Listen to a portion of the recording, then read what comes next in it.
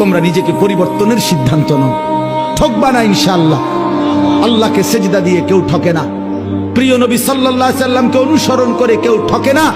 আল্লাহ তাকে দামি বানায় দুনিয়াতেও আখিরাতেও। আখিরাতেও কোনো পাপী, কোনো চরিত্রহীন, কোনো লম্পট, কোনো দুশ্চরিত্র বন্ধু সে মানুষের কাছে ঘৃণিত হয়, ঘৃণিত হয়। তোমরা যারা 5 ওয়াক্ত নামাজ পড়ো না, তোমরা লজ্জিত ঘৃণিতই হবা ভাইয়া। আল্লাহ তাআলা আমাদের সন্তানদেরকে বুঝার তৌফিক দান করেন। তোমরা নিজেকে পরিবর্তনের সিদ্ধান্ত নাও। ঠকবা না ইনশাআল্লাহ। আল্লাহকে সেজদা দিয়ে কেউ ঠকে না। প্রিয় নবী সাল্লাল্লাহু আলাইহি সাল্লামকে অনুসরণ করে কেউ ঠকে না। আল্লাহ তাকে দামি বানায় দুনিয়াতেও আখিরাতেও। আখিরাতেও কোনো পাপী, কোনো চরিত্রহীন, কোনো লম্পট, কোনো দুশ্চরিত্র বন্ধু সে মানুষের কাছে ঘৃণিত হয়, ঘৃণিত হয়।